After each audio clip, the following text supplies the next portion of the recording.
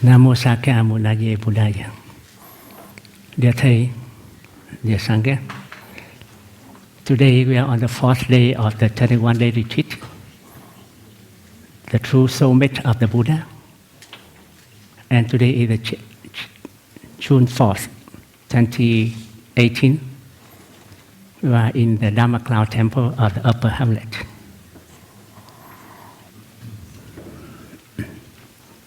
Yesterday, after listening to Sister Chang Đức talk, I'm a bit nervous because she set out the flow for us to go for the next 10 talks. So we have a curriculum that we need to give talk. So I have prepared for that. But the thing that makes me anxious was she didn't use PowerPoint. And I said, oh, my talk was on PowerPoint. How would I give the talk? So I will have to compromise because for the past 12 years I have been living and practicing in Hong Kong. And for the past 6 years also, I have been involved in bringing mindfulness into the academic and professional environment. And academic professional development, they love PowerPoint. No PowerPoint, they kind of disappointed. So for the past 6 years or so, I have been follow the habit energy of when I have a talk, I have PowerPoint. Now I come back to Plum Village. No PowerPoint. I am suffering.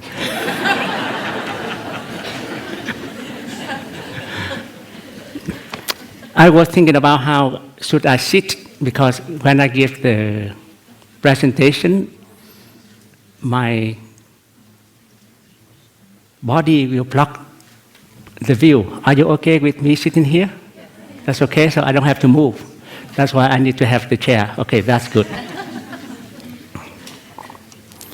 So, you see how suffering can be healed? You just recognize that you have suffering.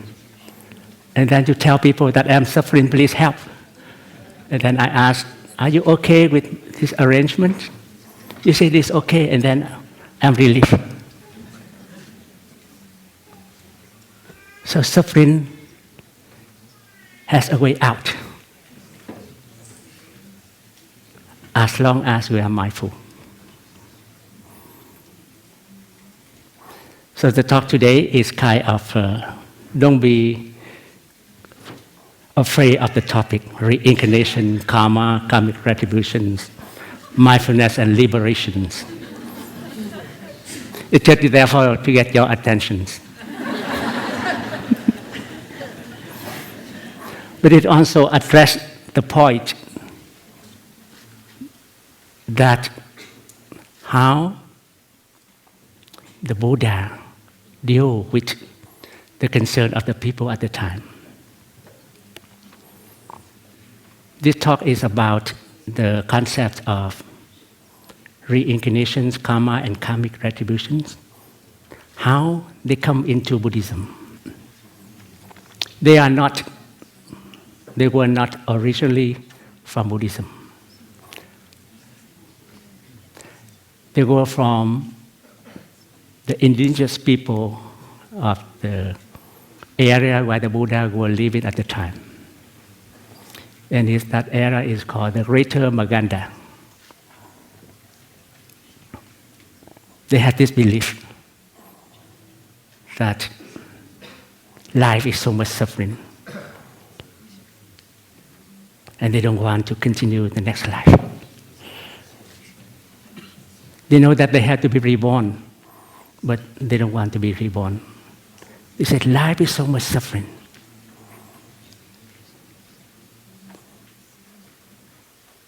And there's a belief that if you do something, you can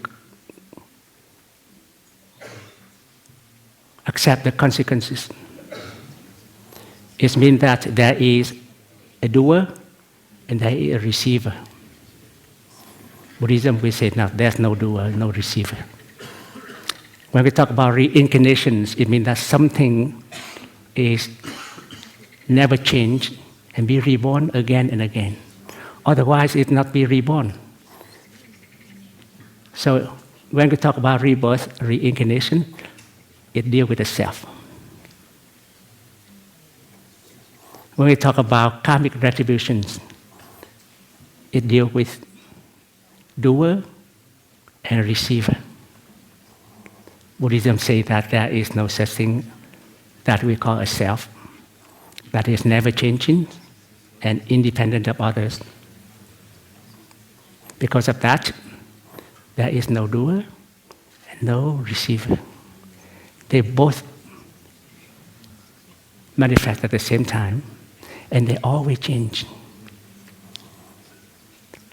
And these ideas were from the people living in the Buddha's time. And then there's the development of a self. There are a belief of a Brahman.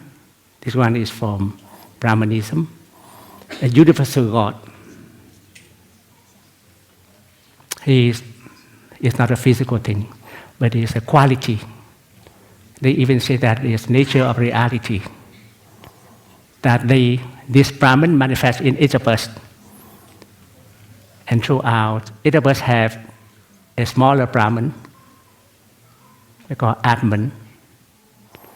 And as we go through the cycle of birth and death, finally, when we are liberated, we will join with the Brahman.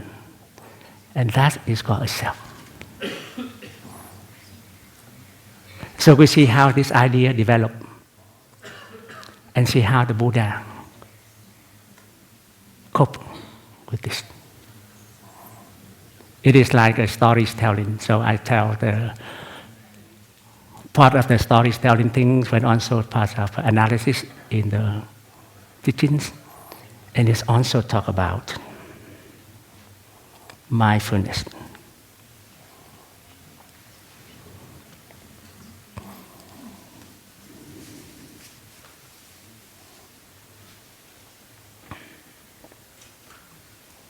We see how, with the practice of mindfulness, the Buddha unified his mind and the body into one.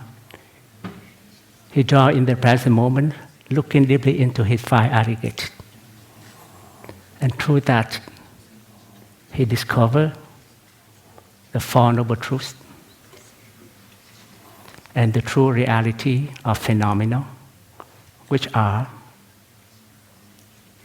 impermanence, selflessness, and nirvana. And how these 3 concepts, 3 true reality, liberate us from the idea of birth and death. So that's the summary of the talk, and we go into detail. They have composed a set of 50 verses on the nature of consciousness. Visnapti Matrata teachings. And one of the gathas talk about mindfulness. When sunlight shines, it helps all vegetation grow. When mindfulness shines, it transforms all mental formations.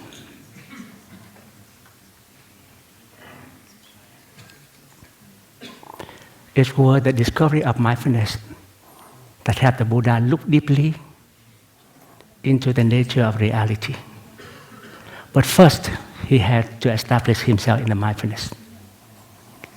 And the mindfulness that he was talking about was the mindfulness of breathing.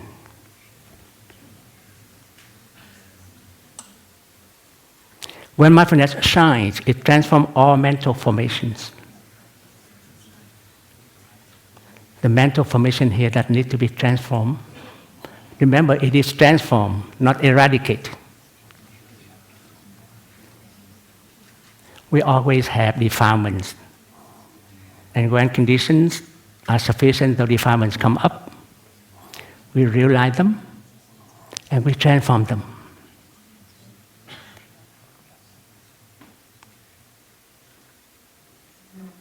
These mental formations that need to be transformed are a defilement.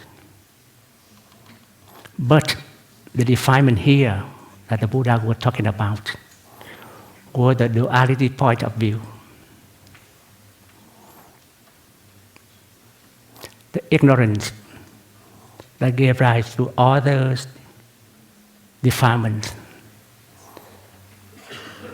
The main mental formation that need to be transformed here are the ignorance of duality point of view.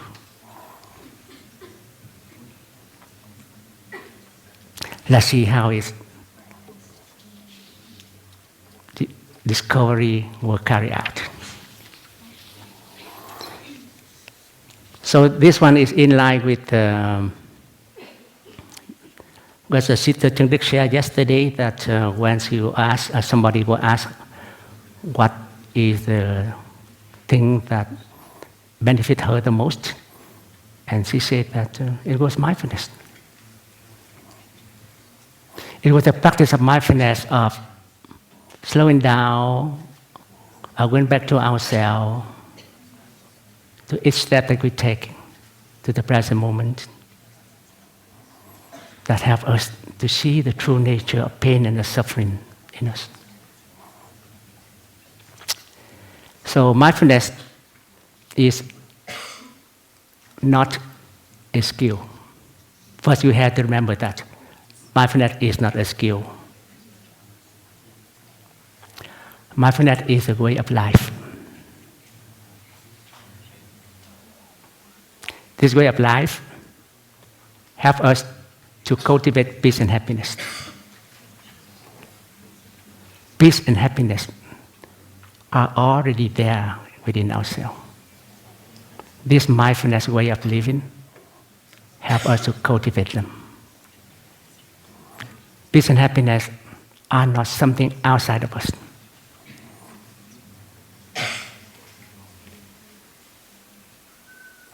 Pain and suffering are also already in each of us. But with mindfulness, we can transform them. Transformation, cultivating, peace and happiness, pain and suffering they are in each and every of us.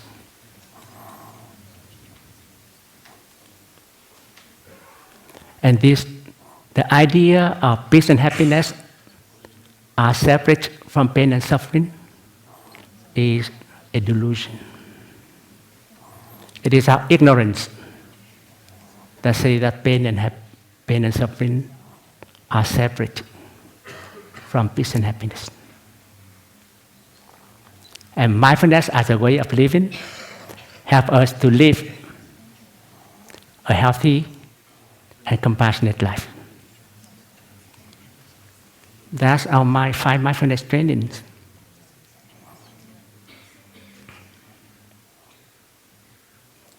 So help mindfulness. We practice that, we realize that, we are aware of that.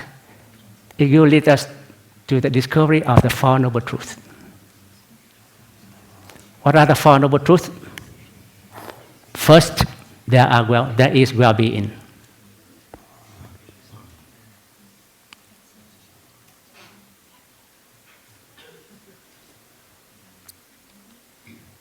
Miracles of life are around us.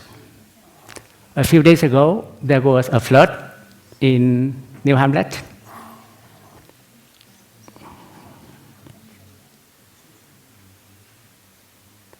And then the sister had to work a lot. The brothers here come and help. There was suffering because the sister had to work and rush a lot to fix. But there was also happiness. The brother here came, work, and I went to give my hand and be present with them and enjoy with the brother and sister. Even that time, that difficulty, there was happiness. So there is happiness around us. Look around, it's not only the flood, they are brothers and sisters. Oh, the water come and go, and after that, after a few hours, the water receded and it come dry again.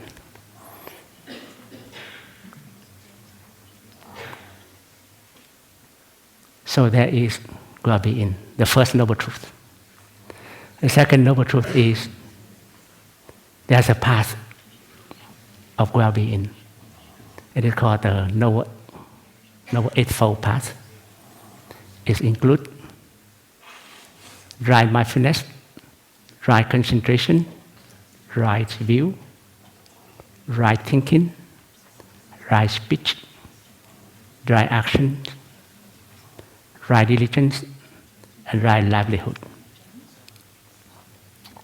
So we realize there is happiness in us, in life. But we also realize that there is suffering. And this suffering comes from physically,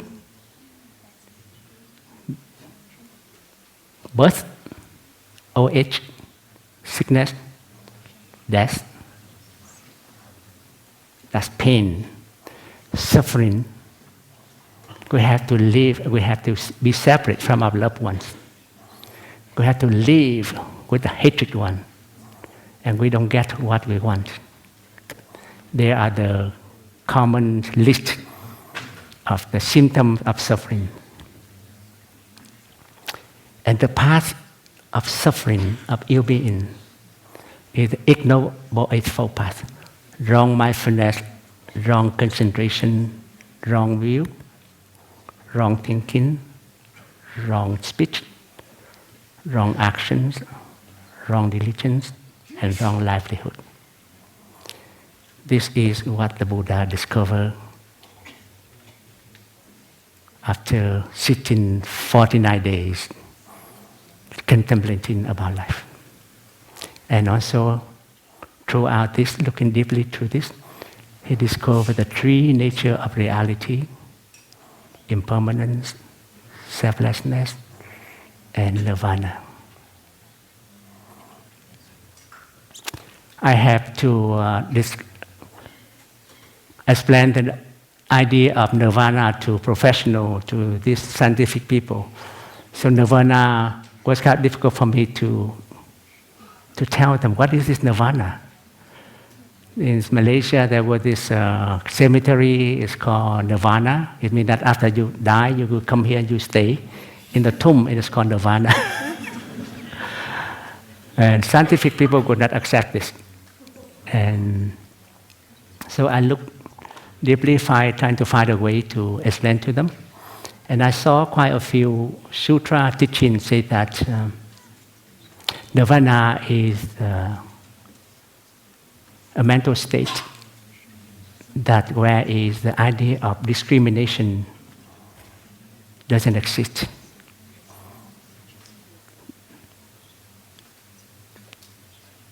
When you have thought, we have views, is already wrong view. And this view come up, wrong view come up because of duality point of view.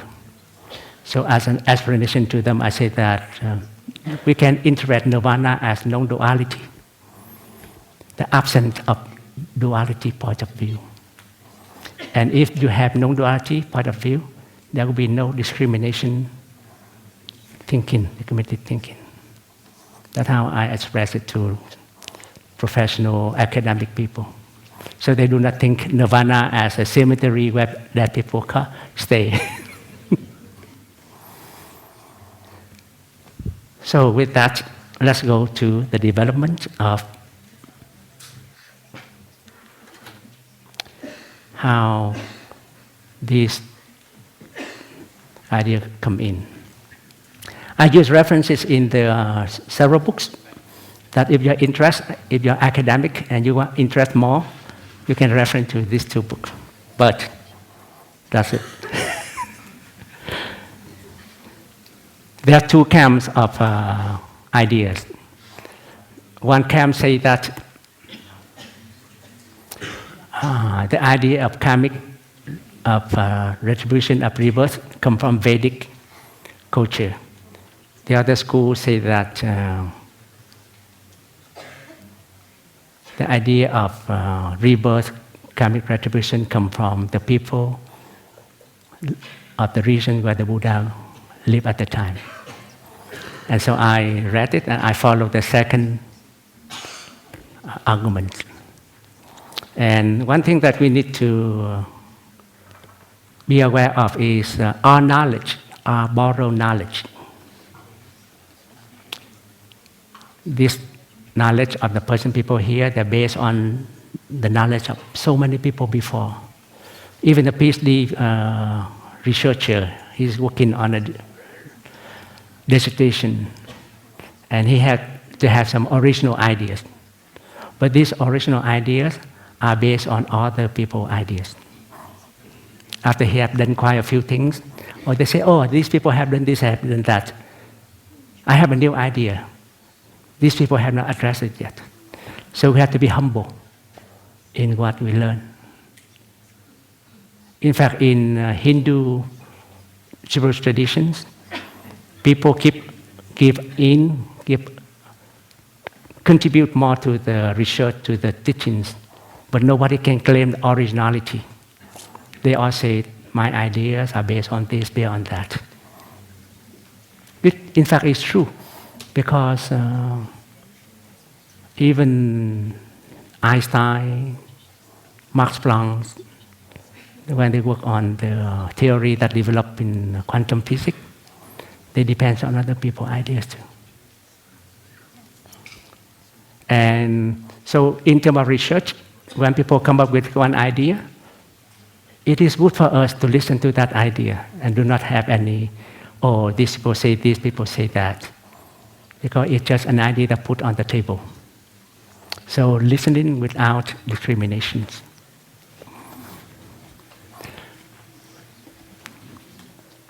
I would like to invite all of us to go back to India at about 4,000 years ago.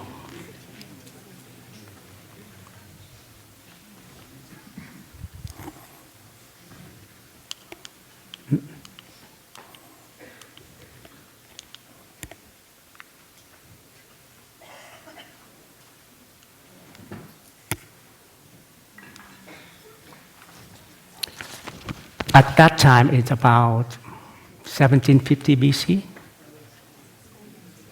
There was a migration of the Indo-Aryan people from the Hindu Kush along this valley here to the Indus River area here.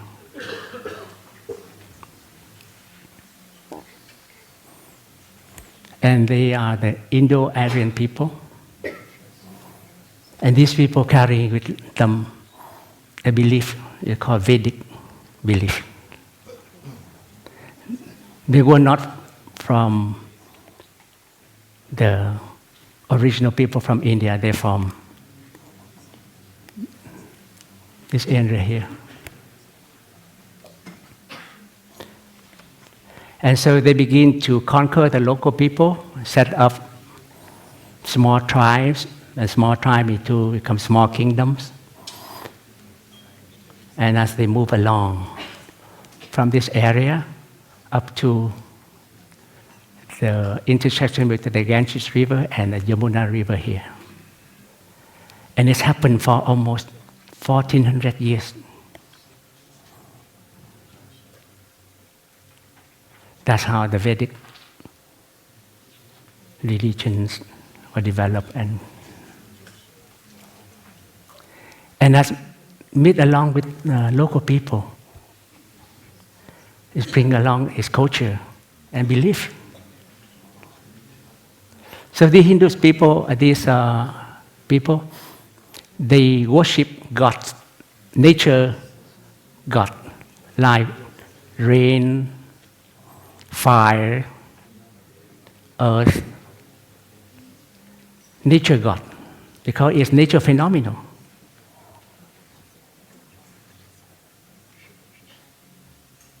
And they carry on sacrificial ceremony. They pray to the water, the fire god, the water god, whatever god they worship. But the god they worship the most is fire, the god of fire.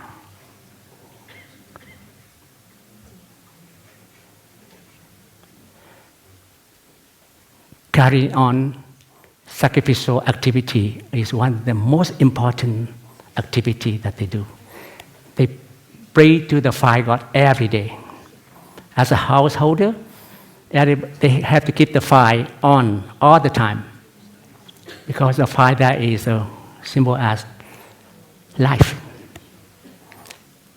For really the priests, those who are really devotional, they have to pray to the god of fire 40 times a day. So nature god. So as it moves along to here, it gets into the culture of other people, indigenous people. And these people did not practice their religions. So these indigenous people were converted, and if they did not follow the tradition, they will be killed. So they move, and they are very good in fighting. Wherever they go, they conquer.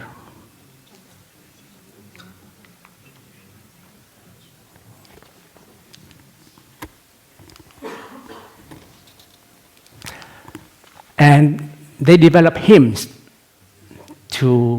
as a way to carry out the religious activity. And those hymns were recorded into what they call the Vedas. There are 4 kinds of Vedas. Rig Vedas, the first one, contains the entire body of the hymns. Samaveda, collection of hymns chanted in certain form of sacrifice. Yajurveda, collection of special sacrificing formulas used for officiating priests. So these 2 and 3 are mostly devoted to prayer, sacrificial activities. And this Atharvaveda is for collections of hymns for everyday life. And I looked into some of that. The hymn was very good. They talked about, there's a hymn about women. Women at that time, 1000 BC, they were given choice to select a mate.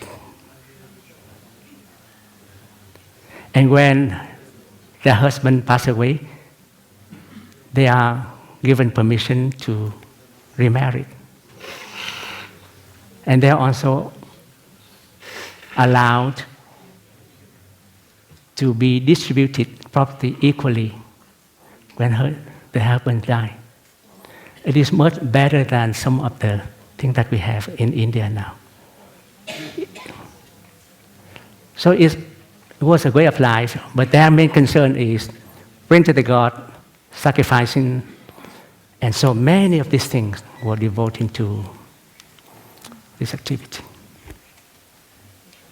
And as those who have the idea, the skill of prayer, of saying prayers, are very well respected. Because it's a very highly valued skill.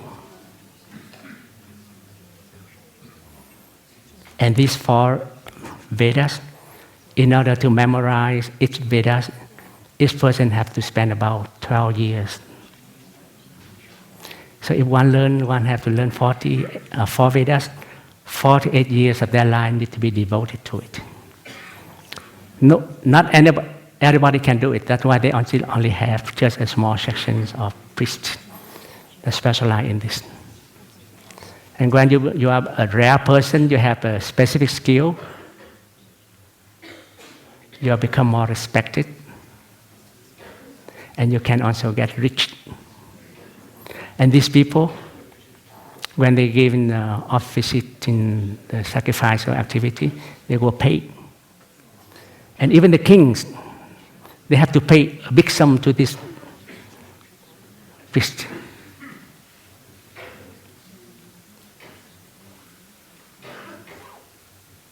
So this Vedic culture,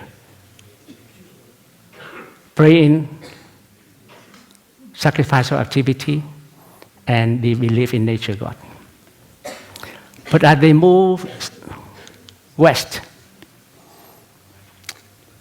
they get into the people of other area, and they become to systematize their teachings. They develop into 4 kinds of Vedas, 4 kinds of the text. One is called Samhitas. It's mostly for mantras, ritual-related sections. The second one is text on ritual ceremony. The third one is Brahmanas, commentaries on ritual ceremony and sacrifice. The fourth one is Upanishads, text discussing meditation, philosophy, and spiritual knowledge. They move from worshiping nature God. Now they begin to move into some kind of personal God that more connected to them. So the idea of Brahman. Brahman is a term that used to describe a universal God. It's spiritual, not material. It's the thing that after we pass away, after so many rebirths, united with Brahmans. Brahma is a deity that they say that came out from Brahman and as a creator of the world. He was only a creator, he didn't do a maintenance, he just created the world, that's it. He was not that well known and worshipped like other gods. There are Brahmanas. Brahmanas is talking about the sections of the Vedas that talk about commentaries on ritual, ceremony, and sacrifice here. And Brahmins are the ones who were born into the caste system. As they move along to the west, they have to deal with the local people. They say that I belong to the Brahmin class. I'm the high caste. I come from the mouth of Brahma. Another class from the armpit or some here, and then the lowest one is from the feet, the sutra. And as they conquer the people, local people, mostly the local people belong to the sutra class, service. They are very good in fighting, they become kings. They are very good in trade, they become merchants, and the local people become service people.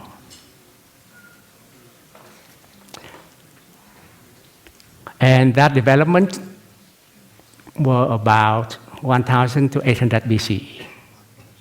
And the classify becoming more elaborate. Now they include animals, they kill animals. And the priest is becoming more elaborate. They say that because of this elaborate ceremony, I can communicate with Brahmins to improve their standings. The kings don't want this because they have to pay a big sum for this ceremony. And they only them can connect with God. So they revolt.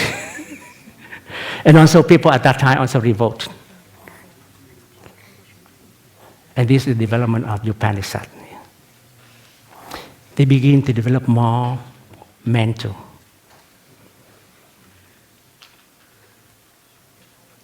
So there was this, during this time also the people from that area, these Brahmins people, they get in touch with the local people. And that local people have a culture called Shramanans. People going around renouncing their life, looking for the truth. So their Brahmins also practice this thing too. So the people from the Indo-Aryan become absorbed and so interact with the local religions.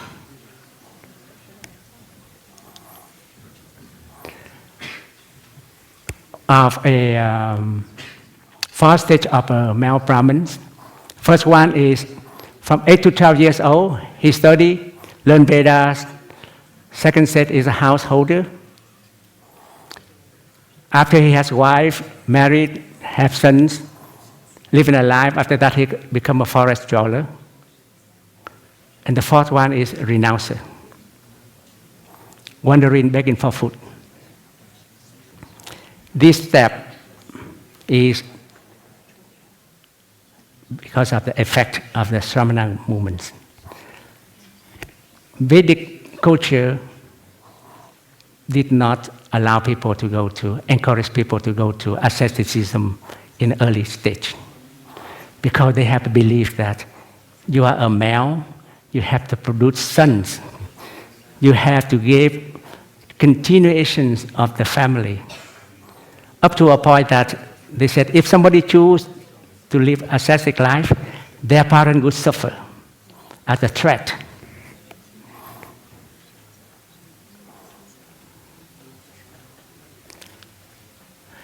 So, at about 500 BCE, these people moved to an area called the Greater Magadha regions. This is considered the country, Magadha, Kosala, Panchala, whatever that we are quite familiar with in the Buddhist sutras. It was from this area that Buddhism arose, and the Buddha were born in these regions. What is so special about these regions?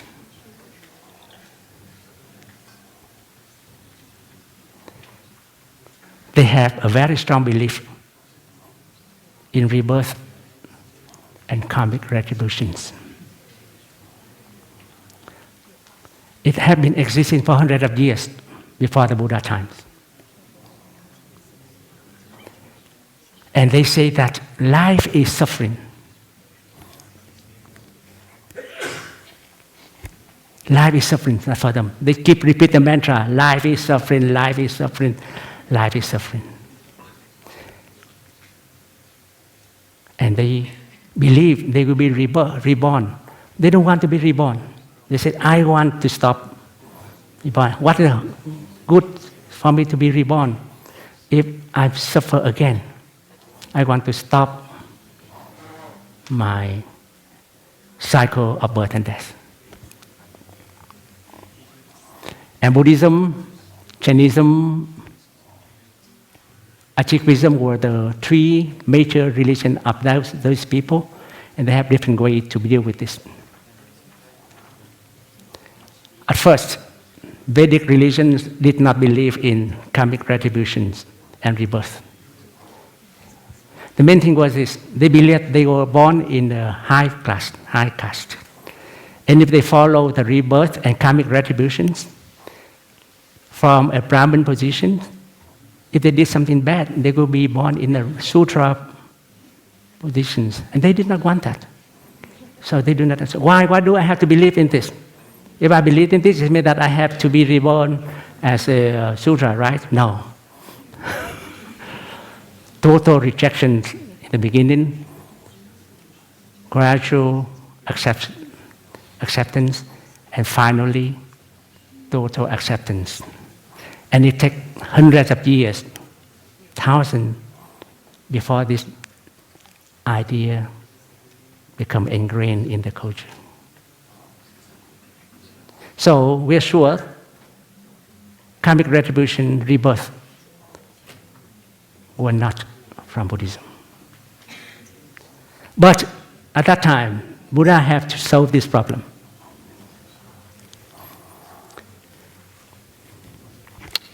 There are two ways that these religions want to solve. One way that we are quite familiar with was practicing asceticism. You torture yourself, you practice immobilized asceticism, not torture, but in the process, it becomes so painful. You stop all activity, mental or physical. And that's a way to liberate. Or you can develop a knowledge of the self. And if you have this knowledge of the self, you can also be liberated. And the Buddha looked into this. He rejected both. He said, the cause of rebirth is ignorance. And in order to really transform the cycle of samsara, which is the reincarnation here, we have to solve the main cause of ignorance. So, and that's what he did.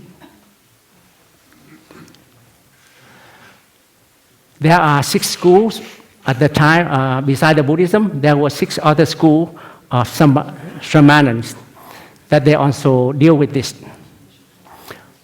Jainism is the school that says that I practice asceticism. And if I practice this, I will be liberated.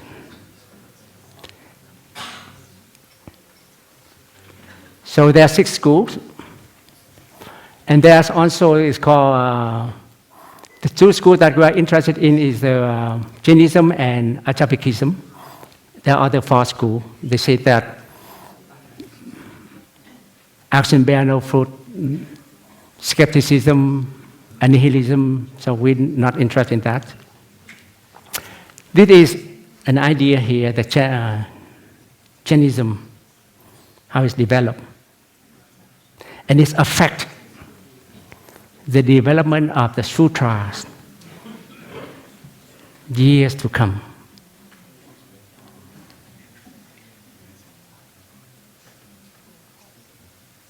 Ajapikism say that, Jainism say this, all activity, including involuntary activity such as breathing, has karmic consequences and binds a person to the cycle of rebirth and need to be stopped. All activity needs to be stopped.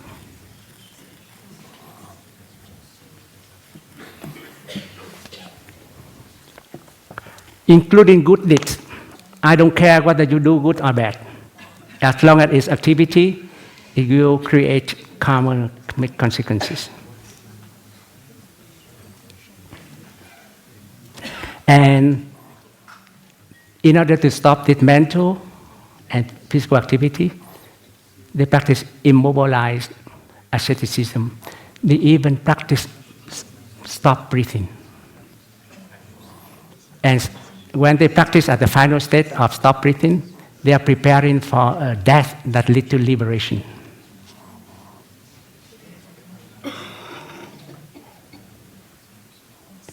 And they say that by stopping activities, it will also erase the activity of the past. That's one thing, and not to produce the karma for rebirth in the future. 2 goals at the same time. In other school, Archivicism, they say that, of course, okay, I believe with you that past action lead to consequences. But I don't believe that we can erase past actions. We have to accept fate.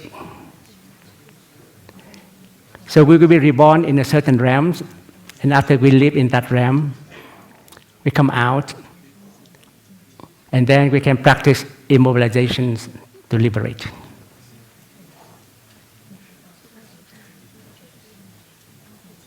It is amazing. It's interesting to see that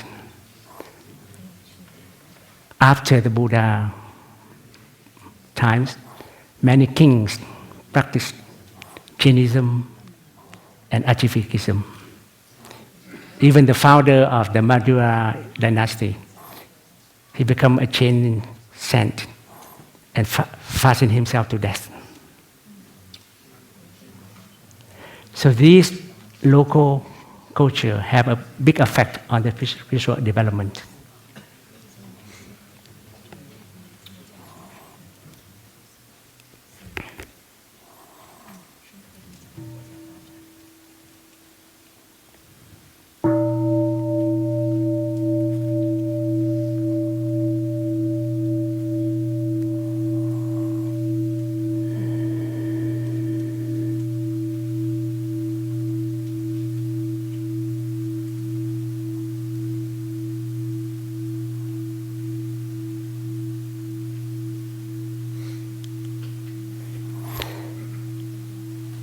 We learn about the responses of the six of the Buddhism and the six Samaran school to incarnation and karmic retributions. In Hinduism, there was also 6 traditions of philosophy, and they also look into these questions, and they have different answers. What it said about was people come with idea and thinker of these different schools. They just propose ideas. Whatever you come up is fine. And the later development theory accepted.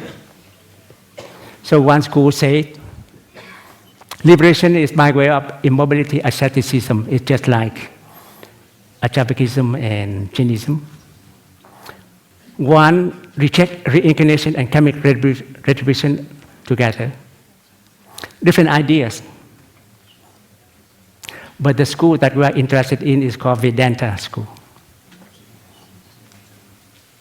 Vedanta means that at the end of Vedas, and is mostly involved with the teaching in the Upanishads, where people are thinking about spirituality, thinking.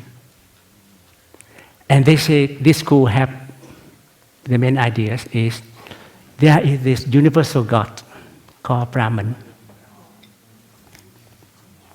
And there is this self, a soul. And this soul will go through the cycle of birth and death. And at the end, we will be reunited with the big Brahman. And this is what the Buddha referred to in terms of a self. The Brahmins that they believe in that. There is such thing as a permanent and independent self.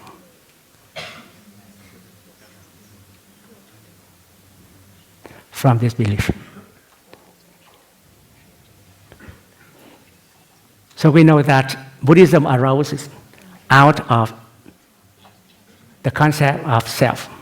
He gave no self. And he discovered mindfulness, Four Noble Paths, because he had to deal with the suffering of the people at the time. Now, let's listen to one sound of the bell. We go to the second part of the development of Buddhism.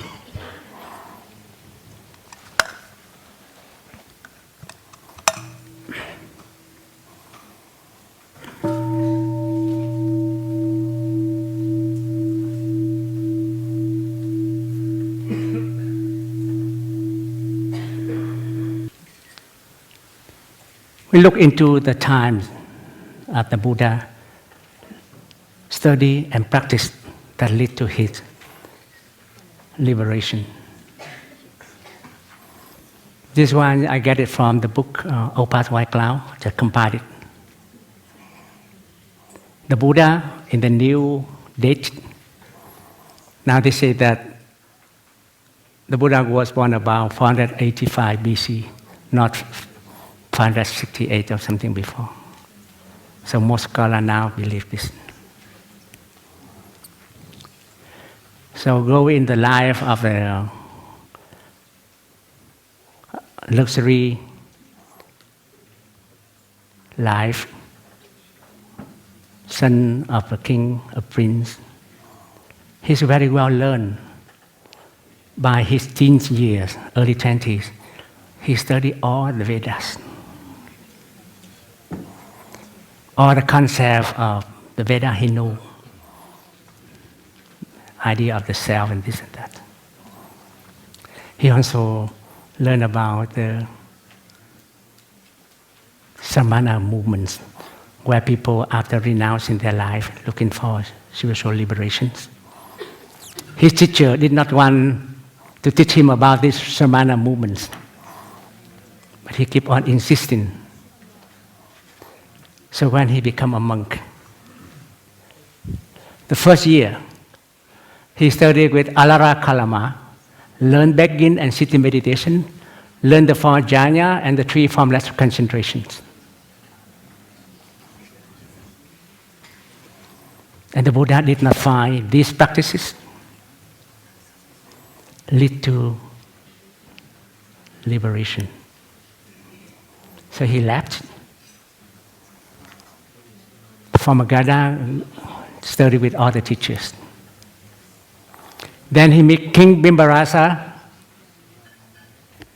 King Bimbarasa was very impressed of the Buddha and even find the Buddha in his hidden hut. So the Buddha said, I have spiritual work to do.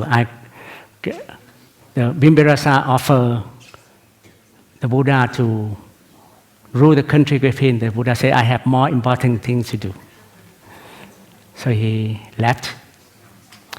He studied with Yudhaka Ramaputta, realizing the state of neither perception nor non-perceptions.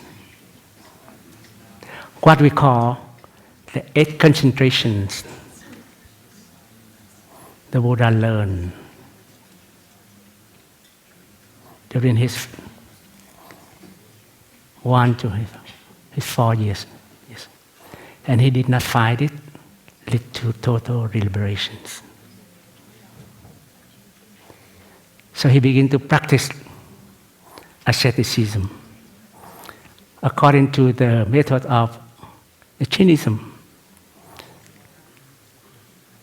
So he starved himself. At even one time, he only ate one piece of grain a day. He became the most successful asceticism practice at his time. Nobody can beat him on that practice.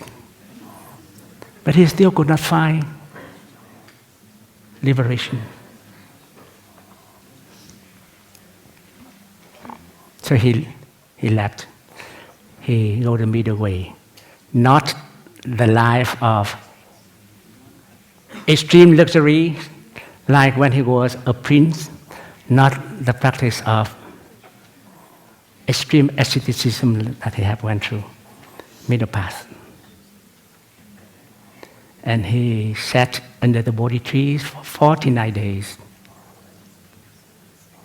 And finally, through the contemplations, he discovered the Four Noble Truths, the Noble Eightfold Path, and the 3 characteristics of the Dharma. How this thing, what is the mean for him to get into this discovery?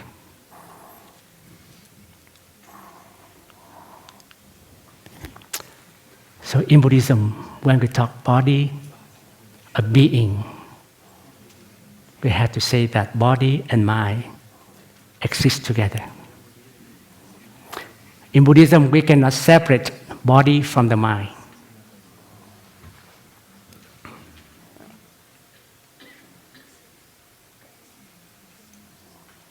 So this Nama-rupa. And this model can be developed further into the 5 aggregates: form, feelings, perceptions, mental formation, and consciousness. What they call the 5 aggregates.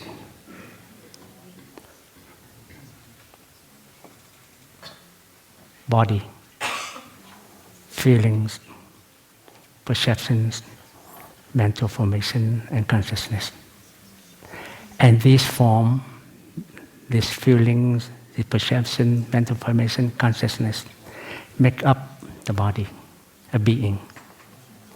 And these 5 aggregates changing all the time. When we talk about a self, it means that something is unchanged, an independent and permanent self. It means that something is unchanged. But our body is made up of the 5 aggregates, and these components make up the beings, is always changing. How can you have something that we call a self? And that the main arguments for saying that there is no things as an there is no such thing that we call because it's a language, an independent and never changing self. So does that mean there is such thing as a self? There is some such thing that we call a self that always changing and interdependent?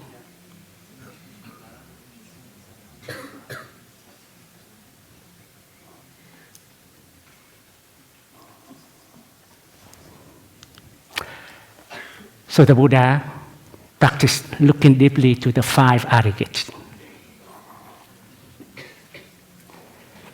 And the method that he looked deeply into the 5 aggregates was the Sutra on Mindful Breathing, Anapanasati Sutra. There was another companion sutra. It's called Satipatthana Sutra. So Anapanasati Sutra gives us an outline and practices that lead us to the realizing the truth. But the Anapanasati Sutra goes much deeper into the details.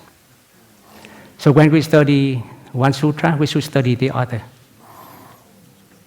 And they are the basic for what the Buddha practiced. Meditate during his 49 days under the Bodhi tree. And it is these 2 sutras that Plum village have practiced. So when you talk about Plum village meditation practice, we should always refer ourselves to these 2 sutras.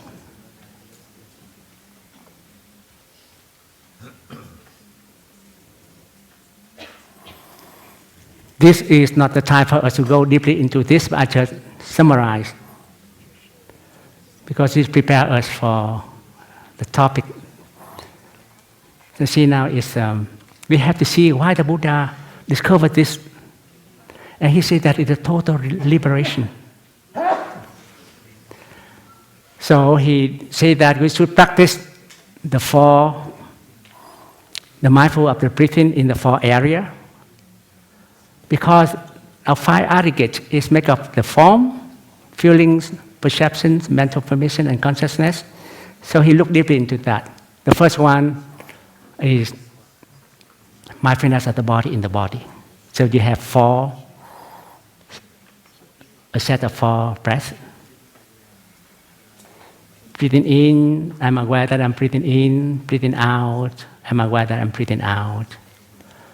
Breathing in, breathing out, I'm aware that I'm breathing in and out a long breath or a short breath. Breathing in, breathing out, I'm aware of my whole body. Breathing in, breathing out, I calm my whole body. Breathing in, breathing out, I am aware of my joy. Breathing in, breathing out, I am aware of my happiness.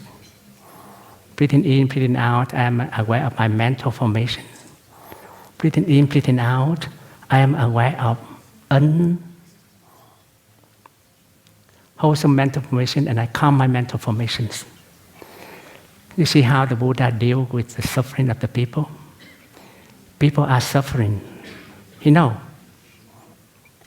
So he gives the practice of the mindfulness of breathing. And the first 8 exercises talk nothing but to cultivating peace and happiness. Who say the Buddha talk about suffering? Of course, suffering is in peace, in happiness. But the Buddha taught us to cultivate peace and happiness. Very evident in these first 8 exercises.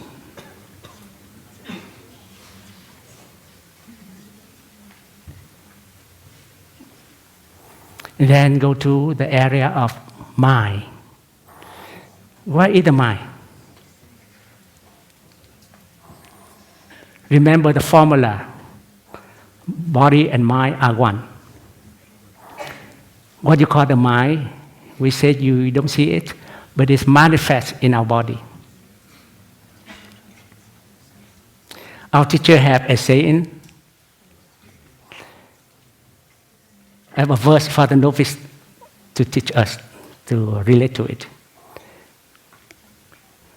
Walking up and down the stair, if I hear noise being made, I know my mind is not calm.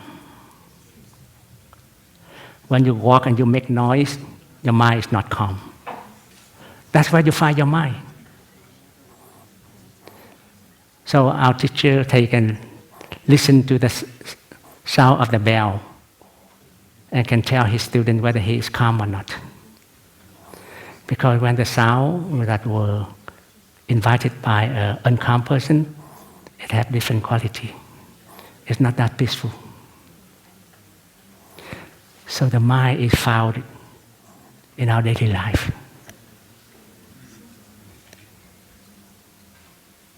So he also tells us to practice mindfulness of the mind, be aware of my mind, make my mind happy, concentrate my mind, liberate my mind. Everything is to make us happy and liberations. That's the third. 3 sets of the first 3 practices. The fourth one is look deeply into liberations.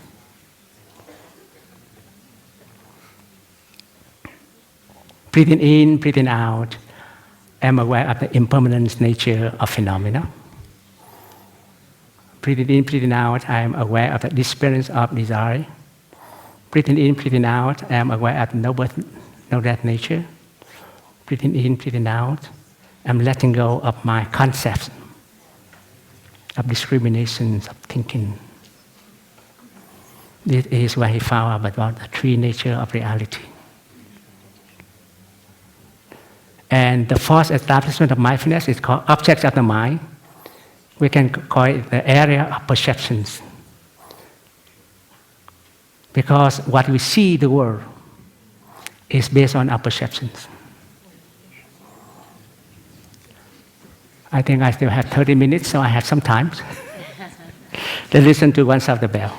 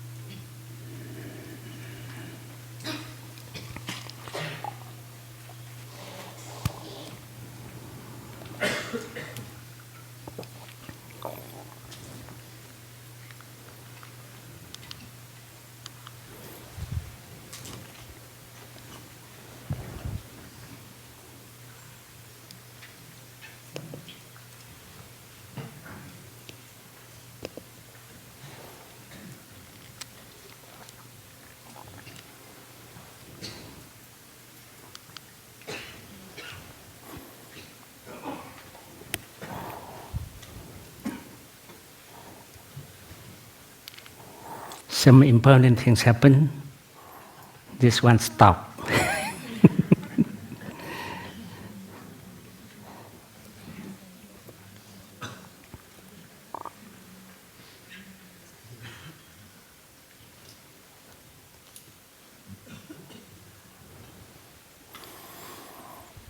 We have to deal with impermanence.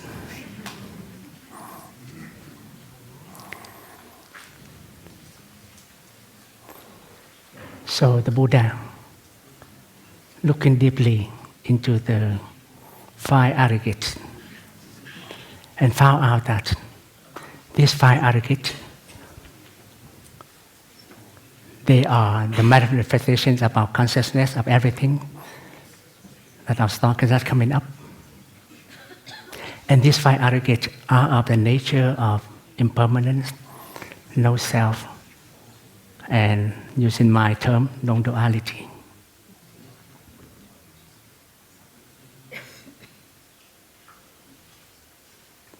And he said that his enlightenment.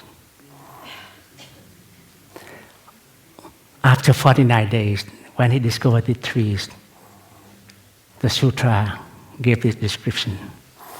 You always have a backup of the text. I got to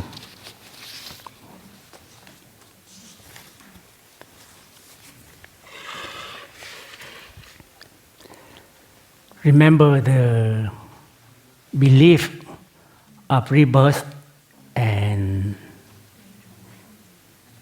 karmic retributions is very deep in the course of the time. So even on the moment of the Buddha enlightenment, the sutra composer put in the ideas of rebirth and karmic retribution in his enlightenment. There are sutras that say the Buddha, when he's enlightened, the concept of rebirth and karmic retribution were not in there. So it was added in. And we know why they added in now, because they reflect the culture at the time. Later on, the ideas of rebirth and karmic retribution become popular.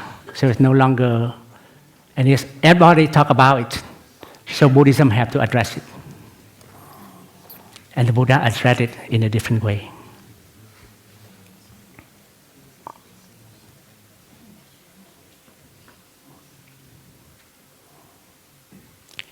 I will make a drastic step.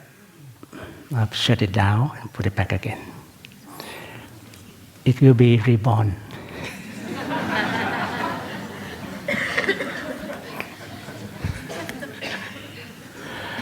So what word is reborn? It's a memory.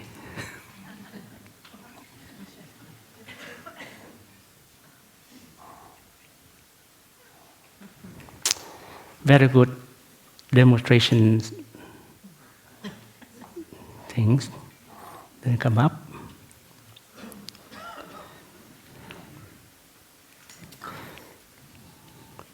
We deal in life, things happen. I talk about the law of karmic retribution. Karmic retribution is a bad name, a bad word to address karmic consequence, because retribution usually think about revenge. But when we talk about karmic, karma is actions. Karmic consequence is about the consequences that our action bring into. So people believe if they doing good things, they will have good result in the next life. Doing bad things, they will have bad result in the next life. But that one is kind of deterministic. When I come to Plum Village last week, I took my flight from Hong Kong. And I have a transfer in Charles de Gaulle. I went there for 4 hours early to get the next flight. I was used to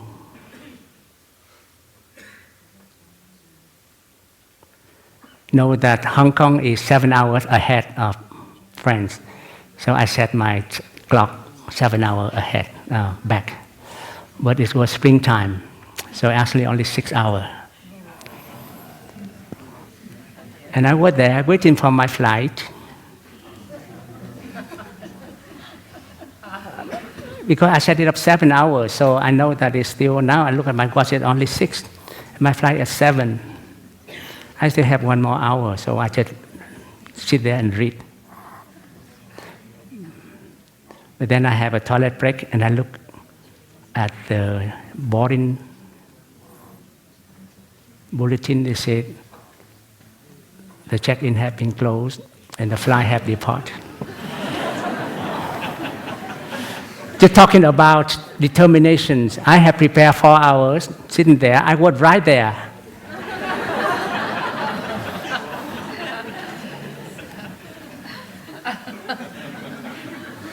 Unmindful. So there was no, so I called the brothers here, I said, I was late because I missed the flight. Why were you late?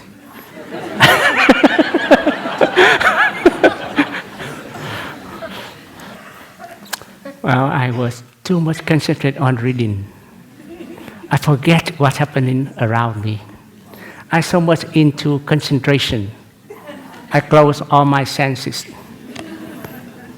And what is the consequence? I missed my flight. So luckily, I was able to book the next flight. And there was enough seat. So they say that, okay, probably the attendant looked out and said, let me talk to my supervisor. He talked and say, we have some space left so you can come in without paying. So how do you call it? Karmic consequences.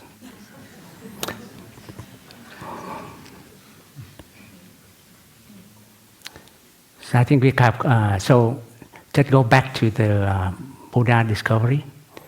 So when he talked about, he discovered the three, what they call the three true knowledge.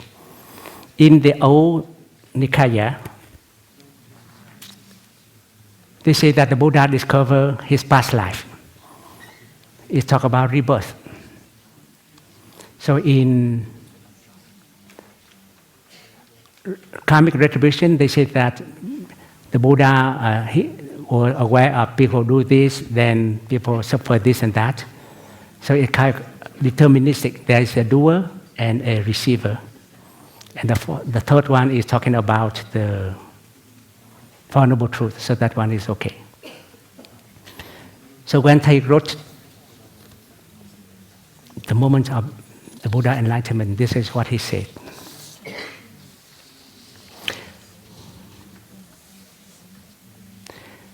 The Buddha discovered the interpenetrations of all phenomena.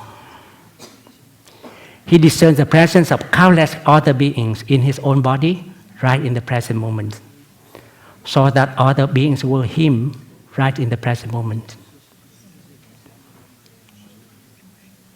Because in fact, we interact with other people, with other species. We make up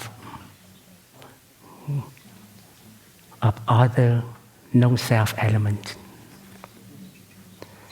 That's how he explained the idea of rebirth. We are manifestations. other people are also manifestation of us. Talking about we are the cloud, we are the birds. All our life come from, our source of life come from sunlight. The energy of the sunlight brought to life. It helps us create the atmosphere, gave us energy, nutrition, and we ate all those things. And if we are not those birds, those plants, then who we are? Then he talked about the law of karma consequence, how actions works, how our activity determine the consequence of our life. It works according to the law of independent co-arising. It is this, because that is that.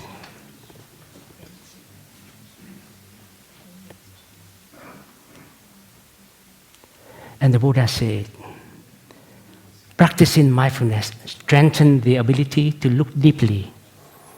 And when we look deeply into the heart of anything, it will reveal itself. This is the secret treasure of mindfulness. It leads to the realizations of liberation and enlightenment. And the Buddha gave mindfulness a breathing, a specific place.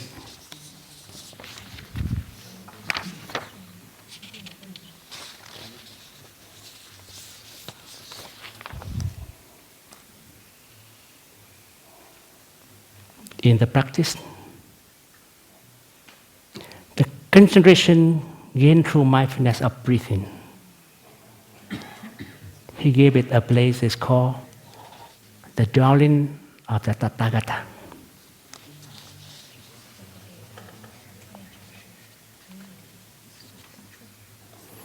That's why mindfulness of breathing, the sutra, is the basic of our practice. The Buddha practiced it, find liberation through it, through the concentration, through the insight.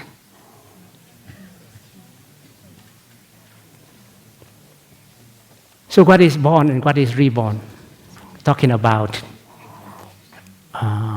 current affair, current knowledge. Scientific neurology, biology have told us that our body is constantly changing.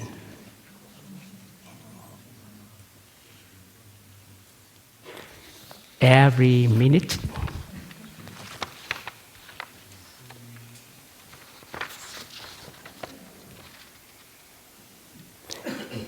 every 4 months, the red blood cells are entirely replaced. Every 4 months, all the red blood cells in our body are entirely replaced. Your skin cells are replaced every few weeks. With about 7 years, every atom in your body will be replaced by other atoms.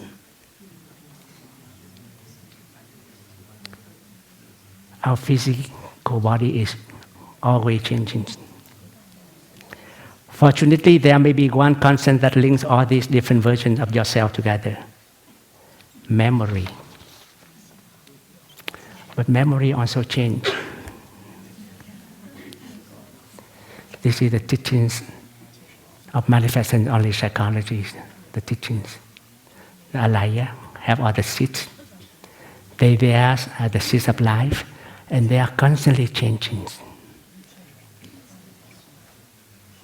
In Buddhism, all the school is very, except the Savasana variant in the beginning, we are very faithful in saying that everything is impermanent. There's no self. There's no personal self, and also there's no self of the Dharma. That's what's called the Dharma self. The Phap Kham. And the Dharma here is a phenomenal. And you see here our phenomenal, our body, our feelings are made of are manifested according to conditions. One problem that we have in life that makes us suffering a lot is trying to make a non-certainty world become a certainty world. We want to make everything deterministic, predictable, so you can plan. But as the story of my flight tells, I planned everything, and I missed my flight.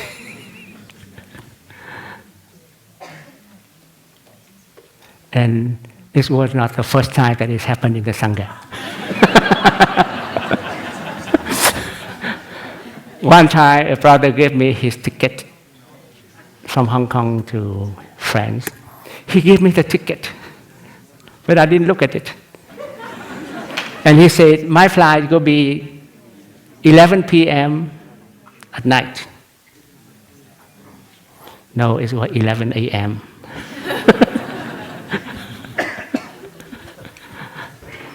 He said, I gave you the ticket, right? Yes, but you told me you leave at 11 a.m. What he said is, our life is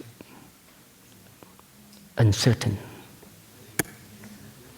And if you want something to happen your way, you are due for suffering.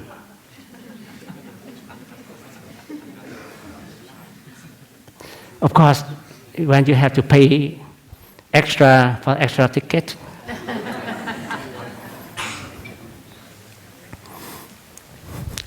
it's painful, but it's a lesson that you learn.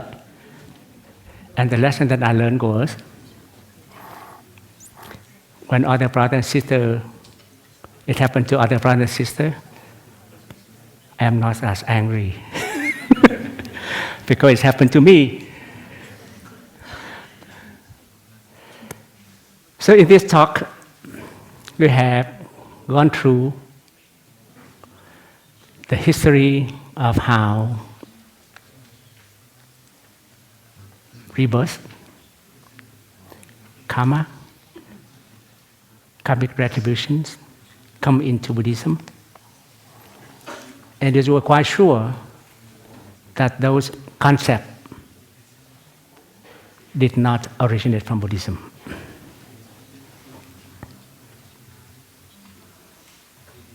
And we were aware that the people at that time have a belief that life is pain and suffering, and they always want to get out of the pain and suffering. And this gave me some consolations, because I keep asking myself, why the monks at the time keep all the three dhammas here, why he said life is suffering, life is suffering, life is suffering. Because that's the culture of the people. And we will see there's many other things that because of the local culture and life, that it affects the saying of the Vinaya, of the Nikayas, of the Sutra. And the Buddha dealt with the rebirth, the problem, the pain of suffering. He had to address the idea of life is suffering. So he gave the practice of the 4 establishments of mindfulness and to deal with cultivating peace and happiness. We see that in those sutras, there's no mentions of life is suffering in there.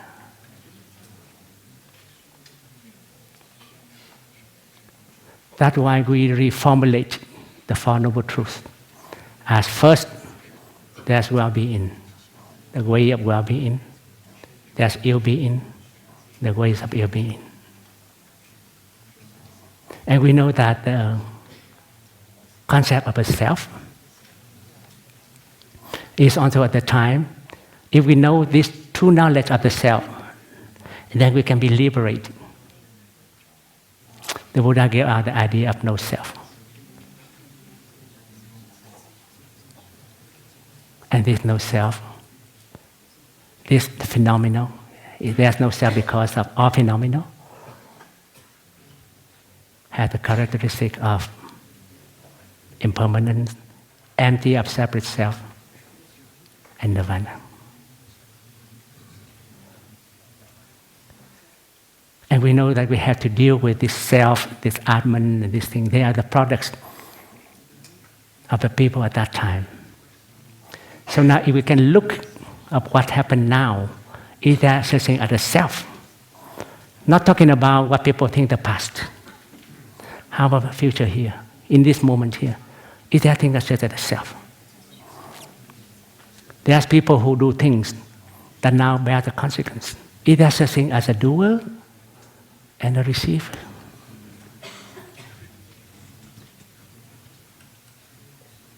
The fifth remembrance says that I am the owner of the consequence of my actions. We will learn later on, but the answer to this one is there is no such thing. The doer at that person at that time, 20 years ago, is not the same as this person at that time. And this has to look deeply into the reality. So how we treat that person. And also we can offer healings and not as a punishment. The person of 21 years ago, he had different kind, this and that. He's not the same nor different from the one here. So we cannot, these two people, this is the doer and this one is the receiver. So there's many other things that could be covered by later brothers and sisters. And we know this is okay to have change in life. And change is what makes life possible. You know why there's no, if there's things such as self, something that is never changed and independent of others, there will be no life. Thank you.